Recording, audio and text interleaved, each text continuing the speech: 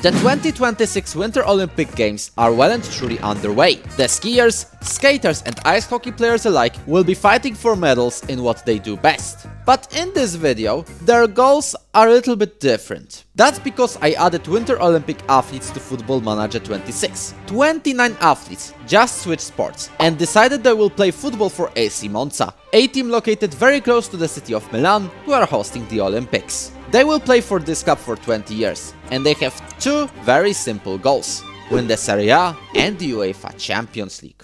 But who is going to represent the Olympians? I wanted to include all of the 16 sports, and to do just that, we've got 29 players involved. Let's introduce all of them.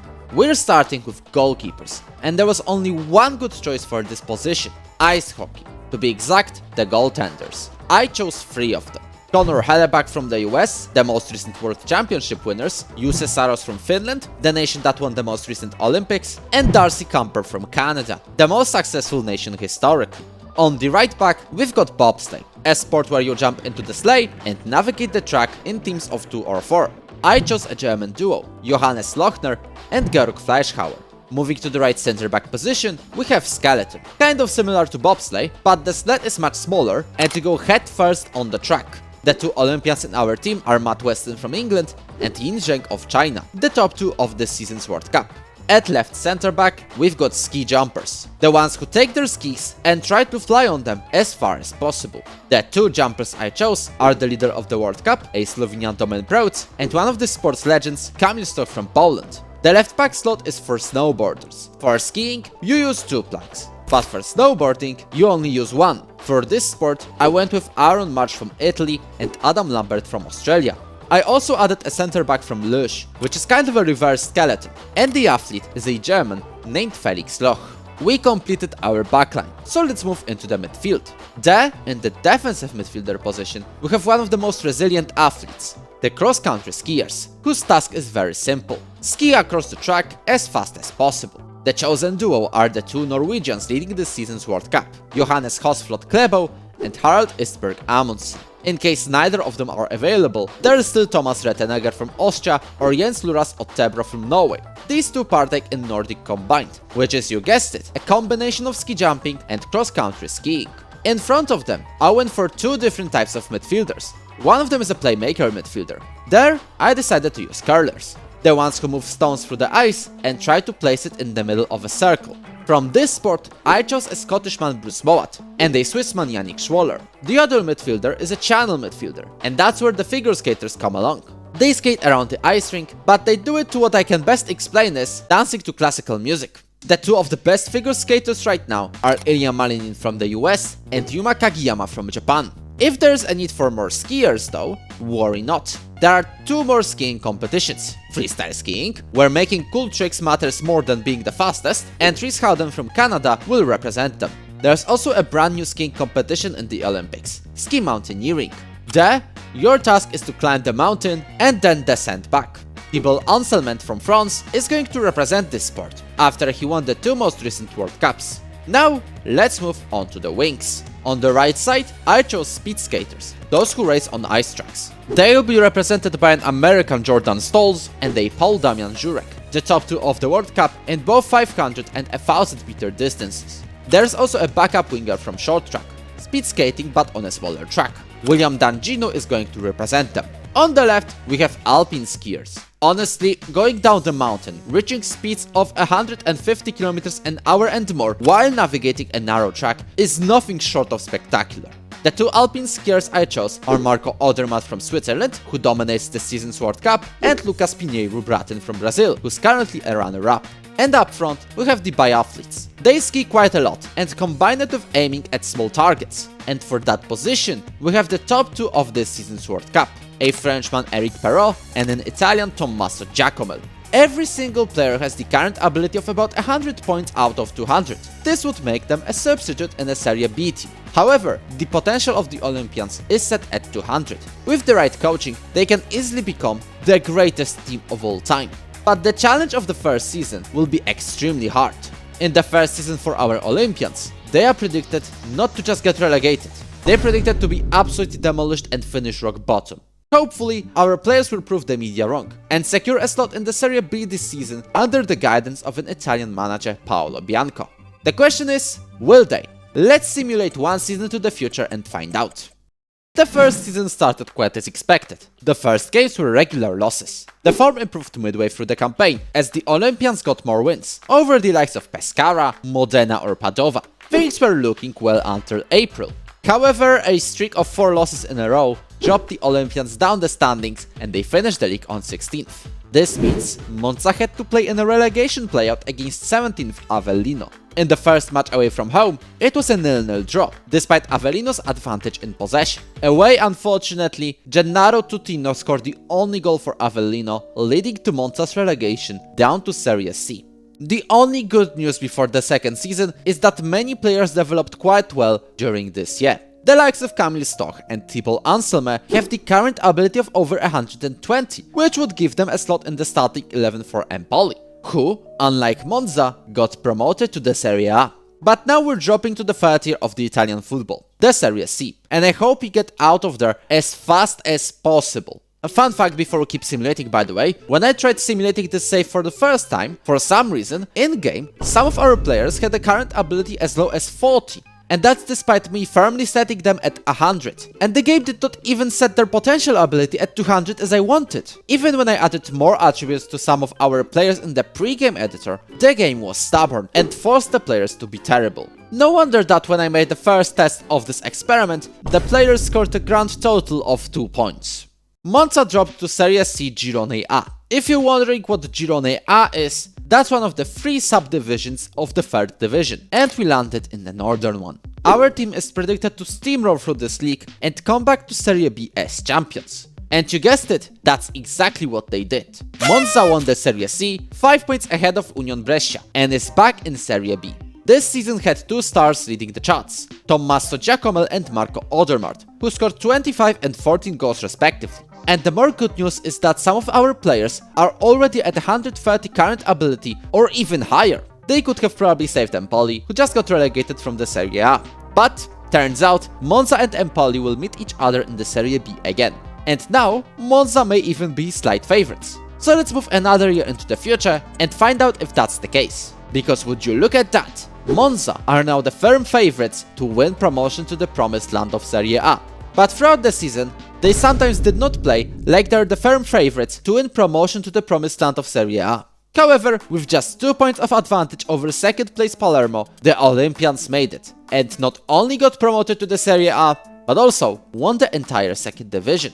Despite the relegation in the very first campaign, the Olympians bounced back and even made a step up instantly. This is also thanks to a not small contribution from the biathlete Tommaso Giacomel. This man absolutely demolished the Serie B top scoring charts, scoring 27 goals in the league, 13 more than second place Pedro Mendes from Modena. Tommaso has developed extremely well throughout those 4 seasons and is one of the top players in the team by current ability. But not everyone develops as fast as Tommaso, Kamil Stoch or Bruce Mowat. The starting 11 is well and truly ready for the challenge of the Serie A, but can the rest of the squad help the club stay up safely? What I know is that Monza is indeed under immense pressure.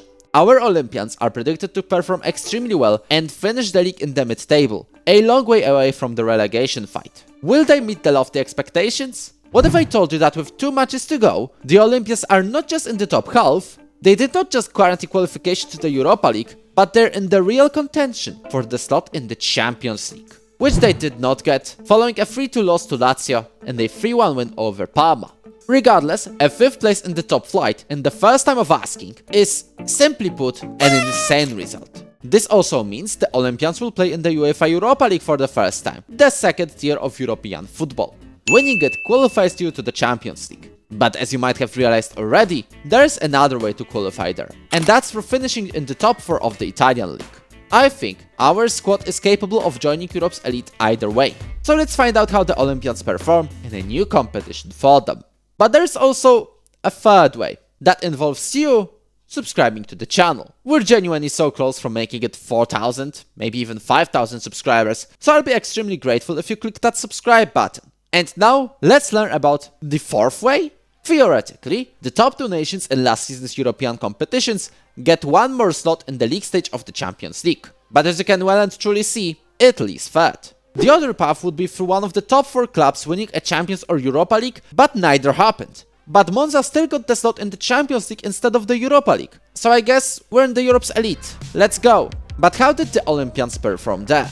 Well, what I know is that despite placing a 20-year embargo on the club in the database, the AC Monza board still found a way to make the transfers. Yes, I had to terminate people's contracts after every window. At least things are going better on the pitch. Our club finished the Champions League stage on 16th, getting a spot in the knockout playoff round, only to be eliminated by Bodo Glimt, the champions of Norway, on penalties in the knockout playoff round.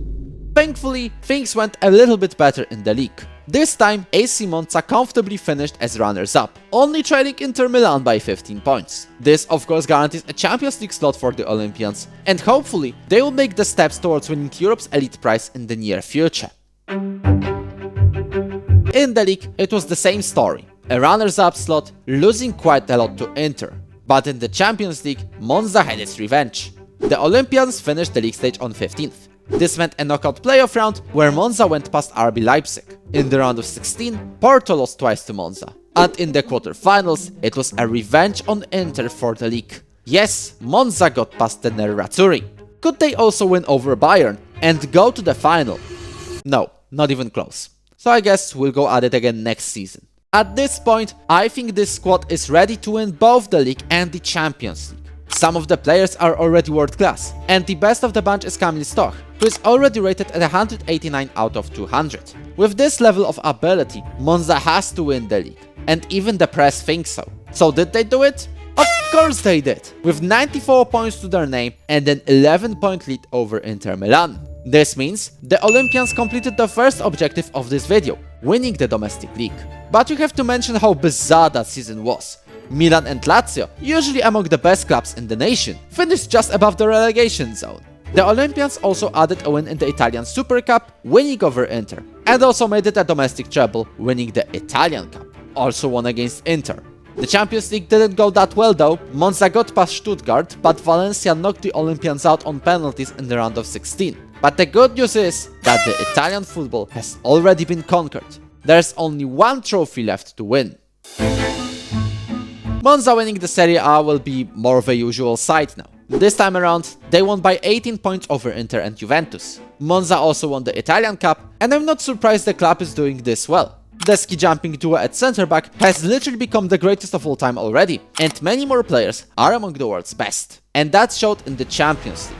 As usual, the Olympians barely made it to the knockout playoffs. There, they successfully dispatched Juventus, and did the same with Lille in the round of 16. Paris Saint-Germain was a tough opponent though, but AC Monza still found a way to the semi-final. There, they met Benfica from Portugal, and won, setting up a Champions League final against Valencia. The Millennium Stadium in Cardiff may witness the Olympians cross the finish line and use the torch to light the fire in the Olympic cauldron. Odermatt to Lambert, and the ball is sent to Danjou, who hits the crossbar, finding that channel to maybe make a cross, and he tries to score it by himself. It's passed to Mowat, and the curler sends the ball to Tommaso Giacomo. Is he there to score it? He does not open up the scoring. Kobel is there to save it. Valencia also creating a story and a half by beating Real Madrid in the semi-final. Nico Paz is on a 1v1, but I think it will go down to the VAR and potentially be offside. He gets a 1-2 with Odermatt, still going on the left, and Lambert is delivering a cross to Giacomo, and that header finds the net. It's 1-0 for Monza, but Huescas is there on the right, delivers a cross, and Jamie Gittens gets the header to Sudakov, who's been blocked. We've done it. AC Monza won the Champions League in just 8 seasons starting from Serie B. They finally did it in season 8. Against Valencia, 1 goal was enough. I'm actually surprised how quickly the Olympians completed their goals. Despite an early relegation to Serie C, they quickly returned to Serie B, then went to Serie A, then won it just after 3 seasons there, and now they've reached the top of European football. This means we've completed both goals for this video. Not only we've won the Serie A, but also the Champions League. But the video is, for some reason, not reaching its end. That's because at the start, I said the Olympians will play for 20 seasons before moving to Real Madrid. And even though they achieved both of their objectives, we're still going to simulate the seasons to find out how many trophies they can get. Just without that much build-up, I guess.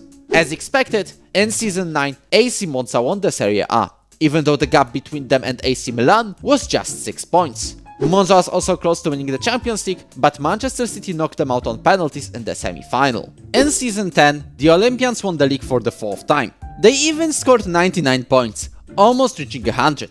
In the Champions League though, Monza was on it again. Narrow wins over Bayern, Barcelona and Chelsea led the club to yet another Champions League final, this time against Arsenal. Unfortunately, Monza was only second best on the pitch and lost 3-1.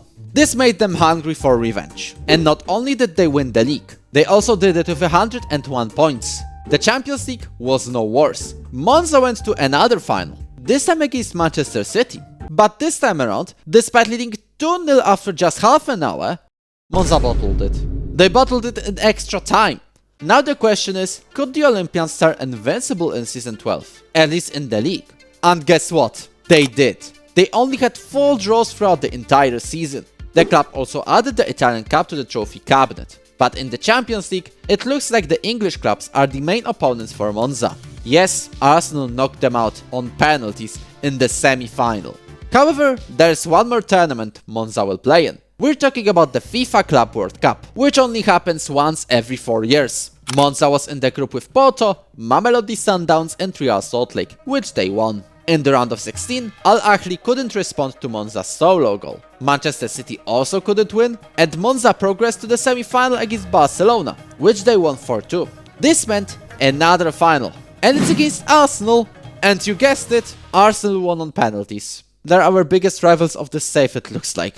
Thankfully, Arsenal is not the part of the Serie A, and maybe that's a good thing, because in Season 13, Monza won the league again. But this time around, in the Champions League, it was Paris Saint-Germain who stopped the Olympians in the semi-final. This means, so far, Monza has only won 1 UEFA Champions League. And if you haven't realized it yet, we're approaching the 14th season. Our players have just turned 30 years of age, and even though they are some of the best of all time, they will soon decline in their physical attributes. But in the league, there is no sign of them stopping.